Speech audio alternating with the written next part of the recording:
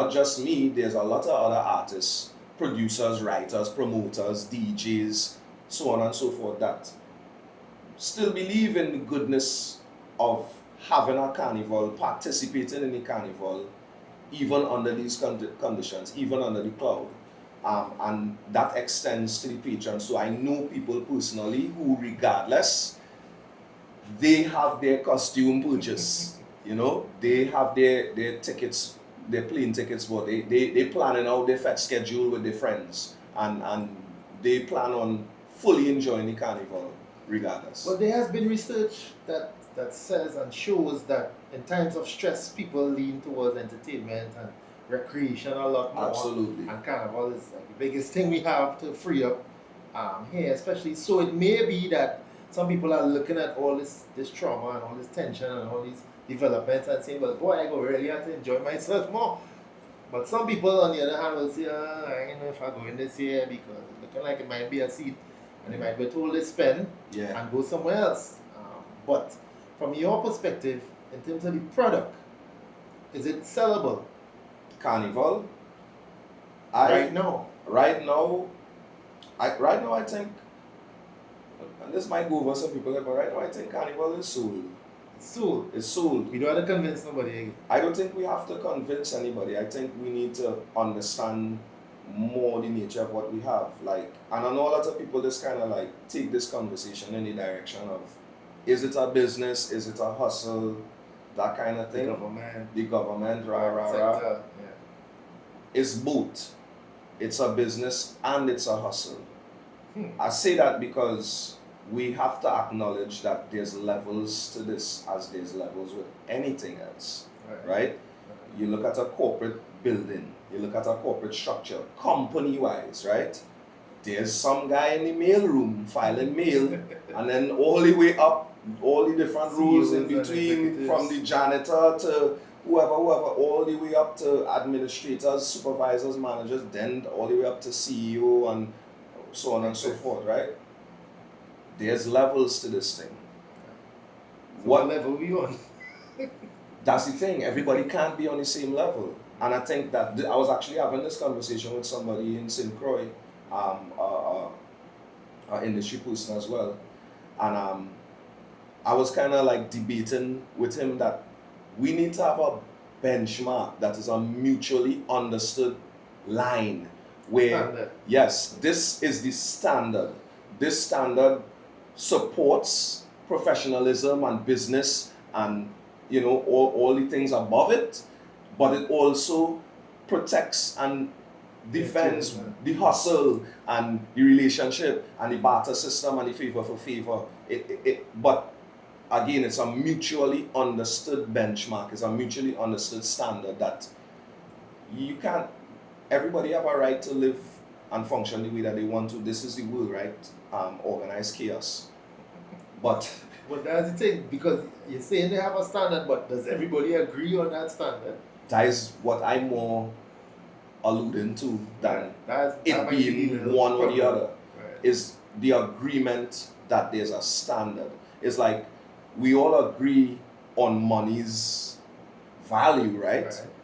Not necessarily from a spiritual or opinionated point of view, from a real point of view. Like, if you don't agree on that little insignificant piece of paper's value, then you are probably living in the bush, planting, dashing and feeding yourself and providing for you and your family off the earth. But if you live in modern society and you live a modern lifestyle, if you own a watch, you're buying a sneaker with a branded logo on it or something, you understand the value. And I think that's what we need to do.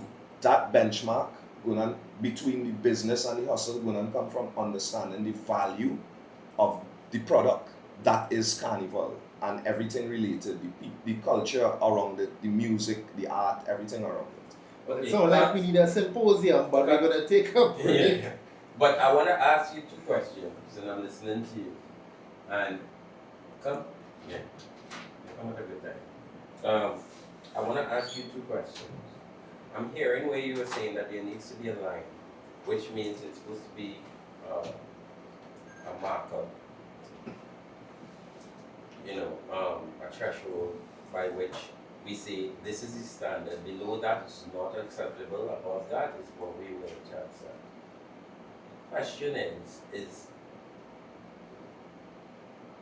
how long away are we from that? And two, what do you how long far away are we from that?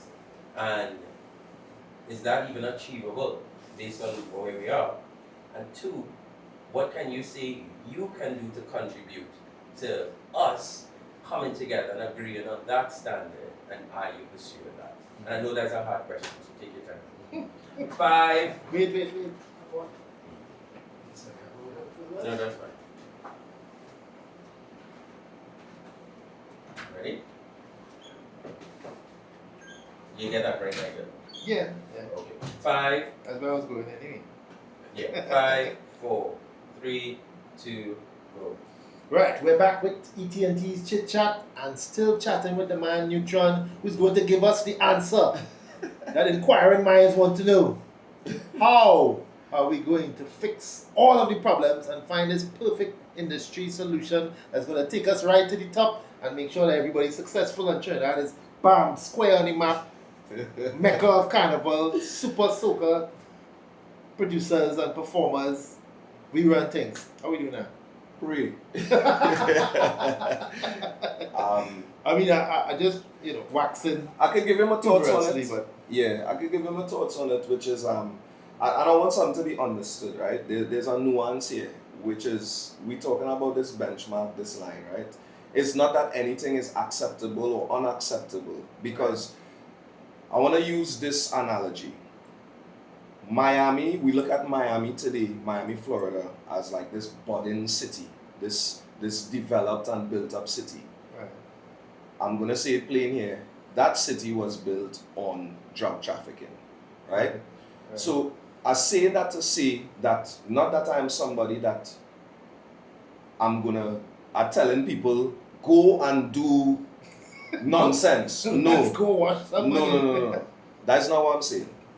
What I'm saying is that progress, for human beings historically, progress has happened through whether mishap, legal, illegal, good. bad timing, good timing. Progress has happened through organized chaos. Right. So we have to stop looking at things as unacceptable. The benchmark will do that for us naturally. Will naturally filter out certain things that are inappropriate, unacceptable, however you want to label it, right?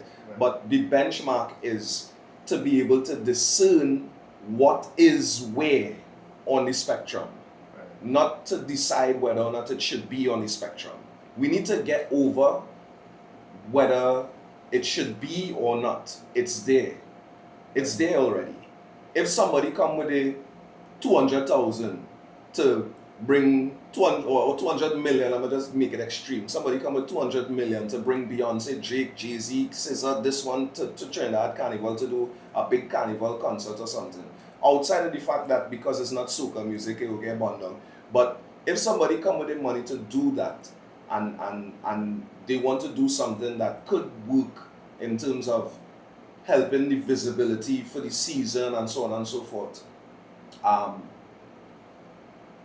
it's difficult to question that person and be judgmental and say, where did you get that money?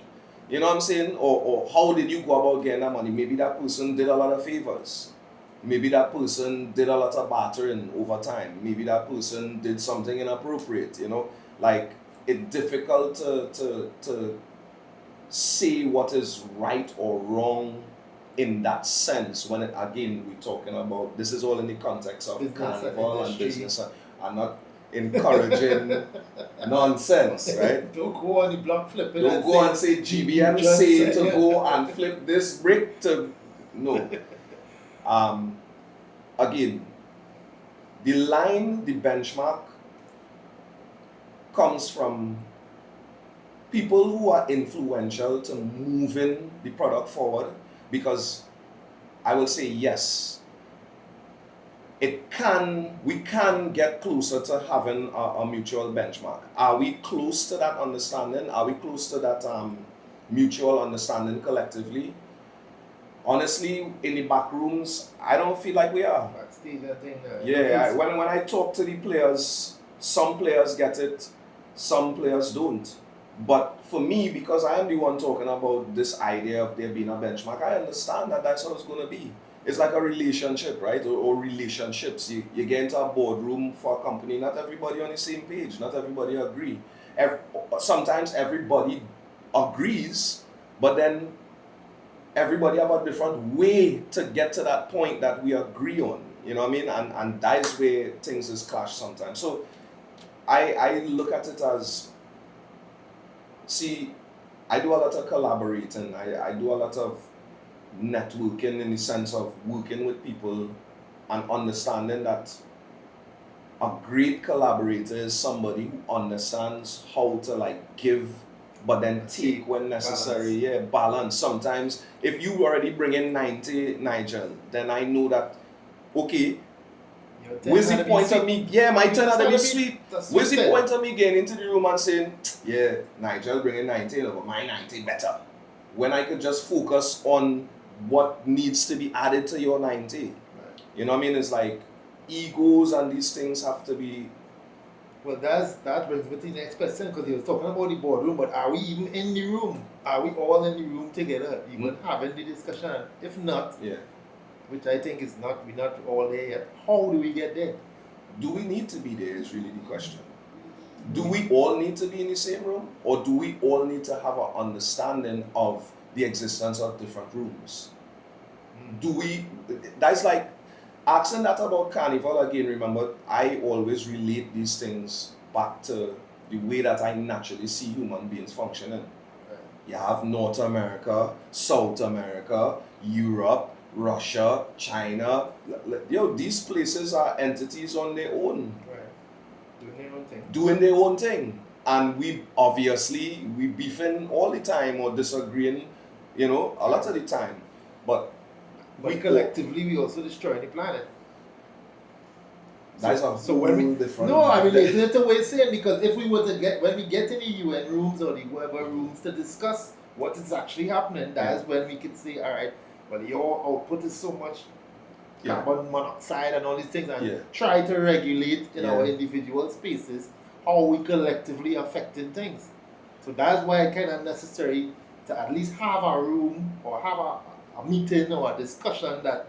I can't say that I'm indifferent about it, if I'm being honest, because you see, anytime you get to that level, I do believe in order. I do believe in structure, but I also understand that the structure, for me, have to come from a place that allows people to understand that they are part of that structure, no matter if they work in the mail room or they are janitor in the process. You understand? Right. Like they are a part of that structure. And sometimes what I've noticed here is that, people who like to get into rooms, they like to get into rooms and close the door. And they're not letting anybody new in, they're not thinking of innovation, they're not thinking of XYZ. I get it. I could be dual, less is more. But the door closed. So the people who are outside the room and being affected by what decisions being made in that room, they don't have a say, and therefore they don't have an understanding because they don't have access. Are you alluding to the soca mafia? Yes, that was the question offset. Are you alluding to the existence of the soca mafia, of a soca mafia? I think at this point in time, if there's a soca mafia, it's a collective of interchanging opinions. It don't even have specific people that, he's a part of the mafia. I think the mafia has become an entity that is like, it's like Bigfoot. It's like a myth, but if you walk into the forest and you see a big print on the ground, you will see Bigfoot was here. Yeah. But did you see him? No, but I see some trees on the ground and I see a print. But Nigel could have run in the forest and say, let me make it look like it's That's why we say he's part of the mafia. That's why they have the finger pointing going on. Yeah, I don't believe in a soca mafia more than I believe in Bigfoot. I just think that exactly what I said. There's a collective that functions because of the existence of this talk. There's a collective that now functions as the mafia, and the truth is, that collective is you. Them? Yeah, the public. Because the public opinion is what sways. Yes, don't get me wrong. There's the DJs playing the music.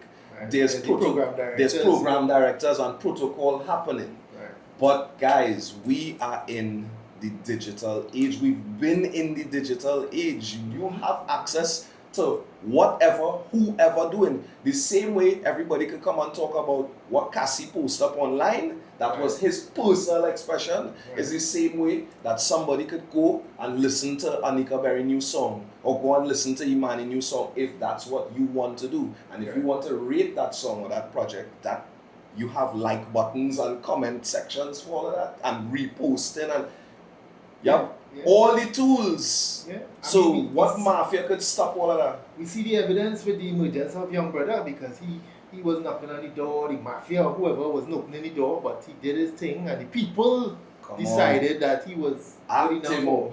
Yeah, he was to be activated, and now he's a constant presence in the source. But there's still a little wiggle room, because there'll be the naysayers who will say, but how come when I go and I do this and I don't get the same reception as Neutron?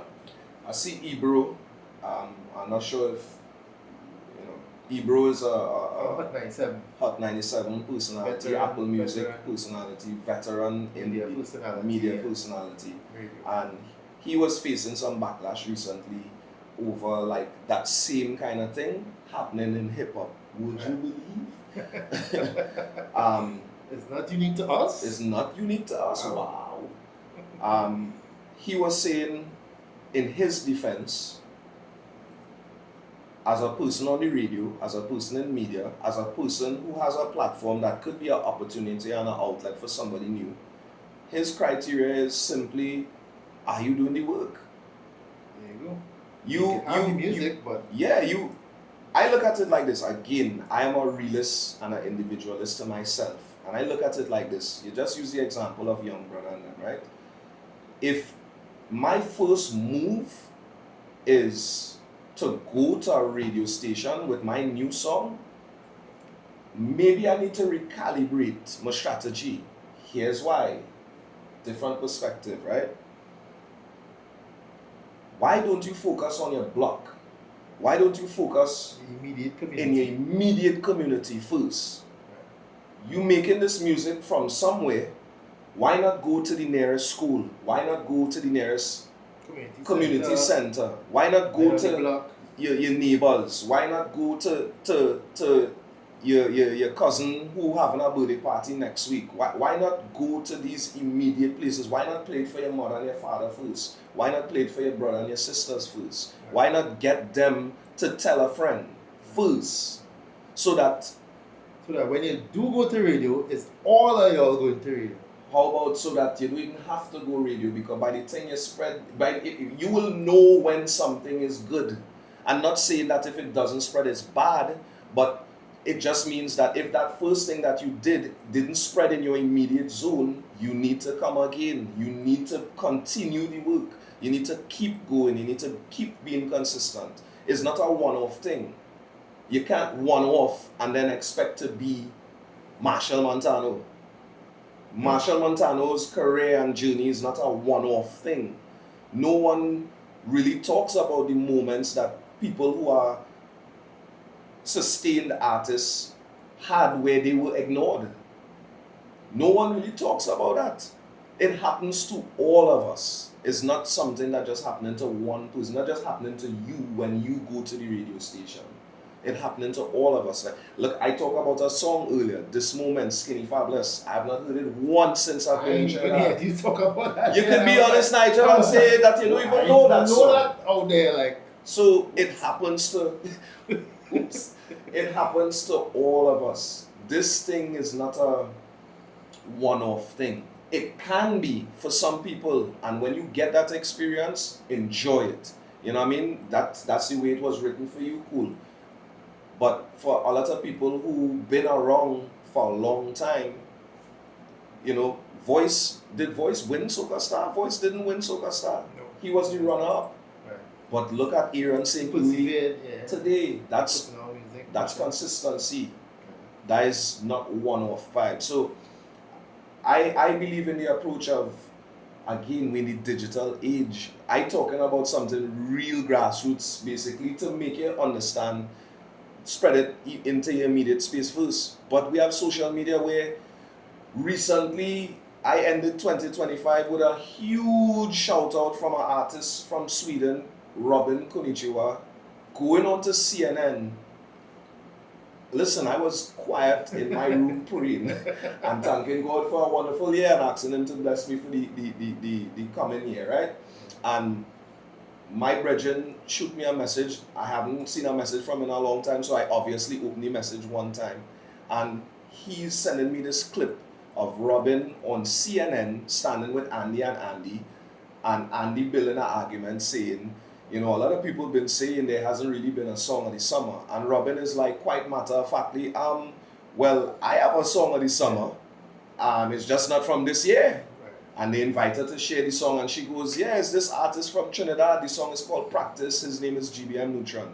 Now I actually saw that. So somehow the algorithm Right? that one up. Right? So it's like, what are the chances of win 26? So that ain't your friend. That's not my friend. There's No collab going on. There's no secret song going on as yet, Robin. If you see this link, right? There's no calculation happening here. This is music, pure, good soca music at its finest. Where this artist, and she's an artist, she's performing at the New Year's Eve ball drop in Times Square, New York. This is being broadcast on CNN. And in that moment, she could have mentioned any one of her songs or any other the known artist songs. She references a soca song. She mentions the country that the soca song come from and the artist. There you go. And that is purely organic. You can't pay for that, to be honest. And it goes viral for me. And to me, it's like, that's a song that is in 26, so 6 and 2, that is 8 years ago. Right. You see, and this brings me into my eternal argument that we do not work our music enough. I agree with that. That seasonal thing Hold on puts to us in the trap where we had to bring a new one in 9 months' time, fresh baby, and we kind of leave the old one there in the crib or wherever. Yeah. And sometimes somebody's find it and pick it up and She said she went so far as to say she's been dancing to it all year round. So she was offering that not even just as a summer song. Yeah. You go on her page, she's promoting her album right now. She's in album promotion mode for her new project, and she has a picture up on there and practices the song. That is the audio for the post. I mean, I can't pay for that. Nah, you can't pay for that. I can't. So don't send them the bill. Yeah, so, you know. Alright, so side note, you know, I heard you just said that a friend sent you a message and you opened it and it's in here wondering. I realize your energy kind of shift when I Yeah, said damn it. right. I was like, I'll say open messages. Oh, gee. Anyways, right. What I want to get from you is 2 things. And we're gonna wrap up now. Yeah. But what I want to get from you, good conversation. I mean, and this really speaks to not necessarily the audience in terms of the average Joe. This speaks a lot, and I can see a lot of producers, artists, young, upcoming people benefiting from this conversation. But what I want to get from you is, what is the vibe? Have you performed yet? And what is the vibe of the people? Is it the same as last year? Is it different? Is it down? Is it up? Is it, you know, what do you see? Where do you see Carnival ending in your purview? Mm-hmm. Are we going to be ending on the high like last year? Is it going to be different? That kind of thing, you know? Are we ready? 5, 4, 3, 2, go. Still chatting with the man GBM Neutron, but we want to get to the present time. We want to try to assess the season and the situation as it is now, and where you see it evolving in the next few weeks. I mean, we only have like 5 weeks before the thing come undone. So, how are you feeling? Have you hit the stage? Have you done any performances? Have you felt the energy of the people yet? I've done corporate season Right. during the month of December. I mean, and that was kind of exciting. Just being back home and, getting out there. The parang, the festivity, Yeah, the the sorrel, parang, the punch a pastel, caramel, yeah. I haven't done any carnival event Yeah. here in Trinidad and Tobago as yet. Right, just the synchrony. Yeah, and I'm anticipating. I'm like I'm almost anxious because the anticipation, my excitement for that is up because, listen, I've been having a darn good time Yeah. on stage You in enjoy it. the past.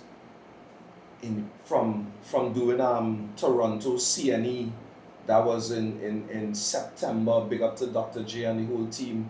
Like I've been having this euphoria on stage where I don't know if it's just God executing through me, where it's like we talked about the clouds that might be hanging over Carnival and the season right now. I just feel this sense of responsibility to bring it, to bring energy, to bring not even just for the public, for you guys, but for myself. Right. Again, as a part of my continuously forming identity, I have this excitement where I used to feel a lot more nervous before. Still feel some nerves, Right. but they're now transforming into this like excitement to be on the stage and to share those moments of performance. So I haven't done any major event as yet. I haven't done a carnival event as yet, but Bishops is up next. I have This weekend. Yeah. Exhale 2, which is like a cooler fet, a smaller event, and I'm also going to be jumping out in Teja, Mass, Experience. and those are going to be my first set of events. The taste of the Yeah, my first taste. And I think that for me, I have a lot of different things going. I have January the 18th, Soul of Soca. Your event. Yes, Right. I have my event happening on the 18th of January at Soundforge.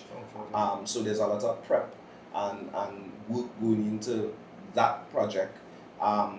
Also releasing a 7-song EP called Fuego. What? Yeah, EP, so alright. yeah, Products. in the season. Nice. In a few days, actually, by next week, this project should be available, streaming everywhere. So you all have the choice, go get it. Or Yes. not. Same way you're looking at this. Or Yes. Fuego. So there's show, EP, and then of course back to the performances. Just again keeping my relationships with people that I would have worked with for the past couple of years. You have all the major events coming up, experience and so on and so forth. And we were talking about it offset, so maybe you need to tell the viewers because you spoke about your own health scenario and your physical transformation. So maybe that's part of the reason you have this energy now to share. You have more energy now to share. Yeah, I definitely think it's a part of the experience because I feel, with taking my health into great consideration, to be honest, my weight loss journey started as something that I was going through a serious challenge. The banker. Oh, you know? No, that's the first thing. That's it's like that's the only thing that is making man lose weight. One time, tobacco. Like you know it. Yeah. You're just back there like somehow you know. I just put on weight when it No, but real. I was going through some challenges in my relationship and it took its toll. But it inspired a dedication. It inspired I like how you put that. It definitely did inspire dedication, and it, again, as a lifer, it became a moment where God was showing me signs of work that I need to do on me. So I started right there in the physical, and started changing the way that I eat, getting into the gym, exercising on a daily, even if I don't get into the gym, getting steps in. Shout out to my dog Tano, went and played some golf some days ago. I didn't play golf. I was called me caddy daddy. No, but say, the experts would say golf is not really exercise. Yeah, well, I Trinidad Hudson, and clubs. Trinidad Hudson, toting clubs, walking up and down, getting my 10,000 steps in. I've been taking that very serious. So it does give me now access, in a physical way on stage, and I've been feeling it, and that feeling has been such a powerful feeling that I project, in the season the voices go, fatigue, bad eating, but I really feel confident in my discipline this time around. So I see a great season ahead. I see the season ending on a high to kick off the rest of the year. GBM camp, we definitely do soul of soccer here in Trinidad, but last year was the first time we took it on the road to New York and to Baltimore as well. We intend to do the same, God's spare. So it's like I see the season ending on a high with a successful event under my belt for the second time here in Trinidad, a EP in the season for the first time, and great performances, high energy performance. Yeah, great fun on the road. You dabble on the road too, right? Yeah, definitely. So with this new energy now, we can see it. Give you a little taste of the routine now. So it's what, 10 push-ups as you wake up, 200 sit-ups in between lunch. What was it? It's more like 50 to 100 push-ups as I wake up, right. And my style, I intermittent fast for the better half of the day, right. And then I will try to eat a whole meal. I don't really mess with carbs as much right now because I'm in a shred place, but some carbs are necessary, some healthy fats, avocado, I mess with the Greek yogurt sometimes, and of course protein. So your advice for people who getting ready for the road, who getting ready for that final 2 weeks when it's just pace, healthy eating, exercise, and the mind now. How we treating that? We're not looking at the news. we're not opening the phones. I mean, you could do that. You know what? You have to have a balance. You have to have moments of disconnect. You have to have moments of detachment from not just the phones and the news, but sometimes even people. You need to sometimes have space and thing, right? But rule of thumb, first thing in the morning, before anything, pray. Give thanks for life. Practice moments of gratitude.